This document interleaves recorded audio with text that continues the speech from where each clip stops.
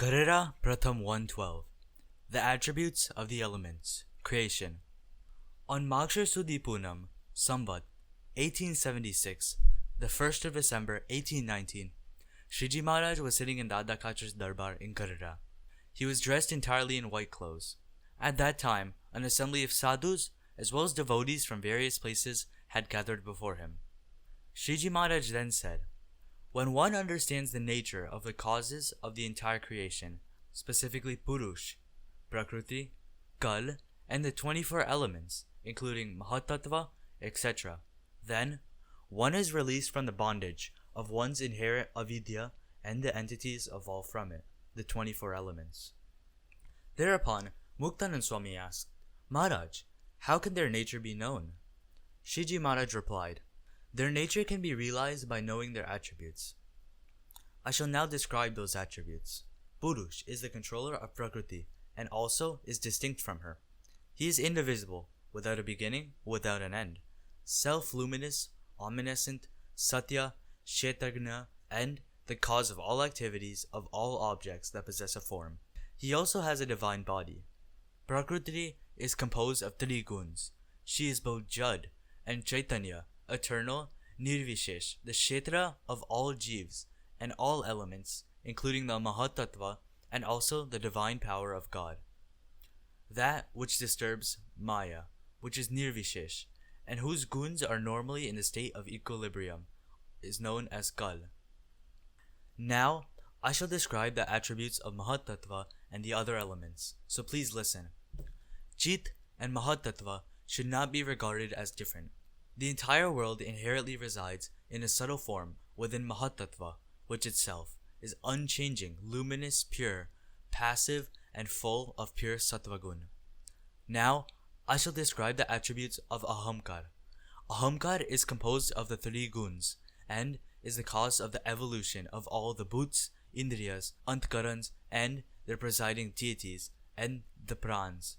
It is passive, dense, and totally ignorant. I shall now describe the attributes of man. The man is the site where all desires of woman and other objects are generated. It is subject to fluctuating thoughts and is the governor of all the indriyas. Now, I shall describe the attributes of buddhi. It possesses the knowledge of all objects. The specific knowledge with all the indriyas possessed is also due to buddhi. Its inherent features are doubts, conviction, sleep, and memory. The attributes of the 10 indriyas, the ears, the skin, the eyes, the tongue, the nose, the voice, the hands, the feet, the anus, and the genitals, is to engage themselves in their respective vishays. Now, I shall describe the attributes of the 5 tanmantras.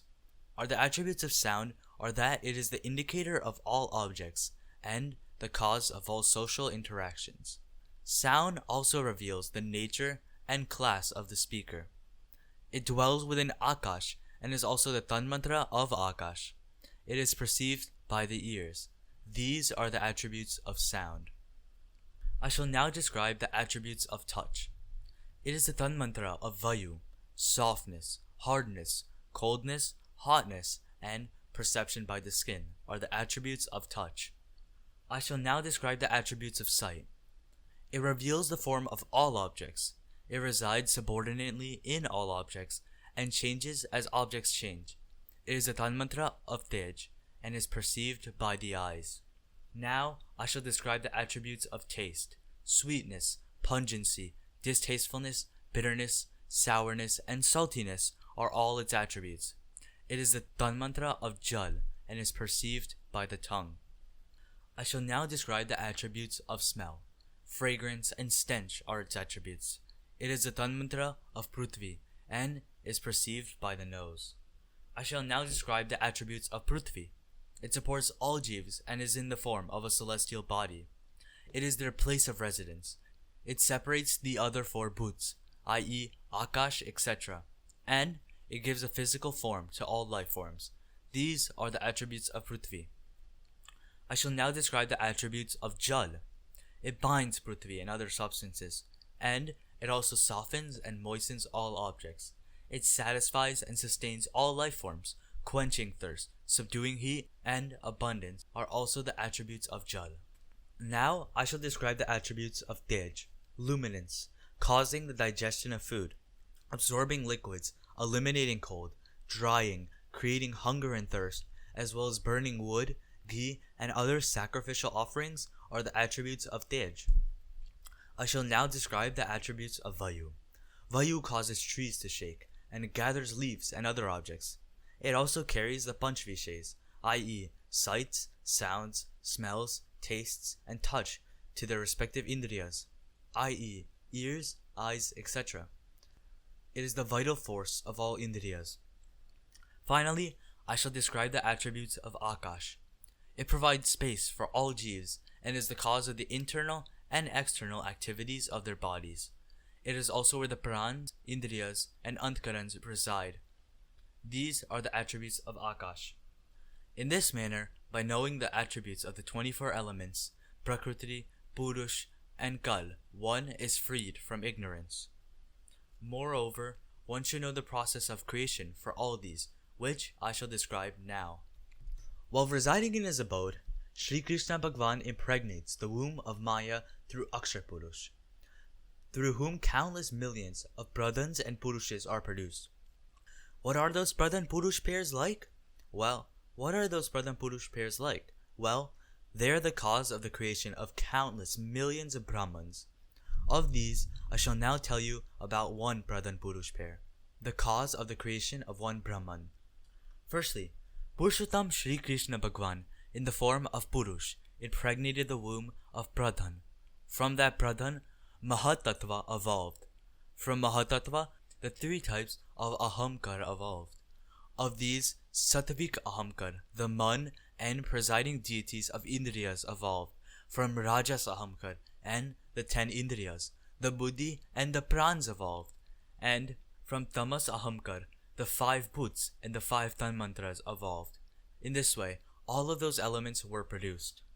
Then, inspired by God's will, each element, with its own constitutes, helped create the bodies of Ishwar and the Jivs.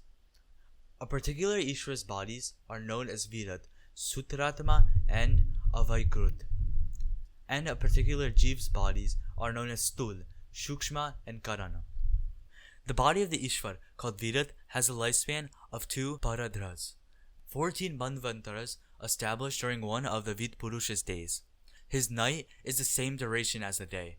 During his day, the lower 10 realms of Brahman remain in existence, and after his night falls, they are destroyed. This is called Nimitya Pralay. When the 2 paradras of Virat Purush have elapsed, the body of Virat is destroyed, along with Satyalok and the other realms. At that time, Pradhan Prakruti, Purush, and the 24 elements, including mahattattva, are absorbed back into Mahamaya. This is called Prakrut Pralay. When that Mahamaya is absorbed, the divine light of Akshar Brahm, like the night, emerges into day. It is called Atyantik Pralay. Also, the day-to-day death of the bodies of individual deities, demons, humans, and others is called Nitya Pralay. In this manner, by knowing the process of the creation, sustenance, and dissolution of the various realms, one develops vairagya towards the world and bhakti towards God. In addition, when all those Brahmans are destroyed, all other jivs lie dormant within Maya, whereas the devotees of God attain the abode of God. Again, Muktānand Swāmi inquired, "What is the abode of God like?" Shriji Mahārāj replied, "The abode of God is without a beginning and without an end.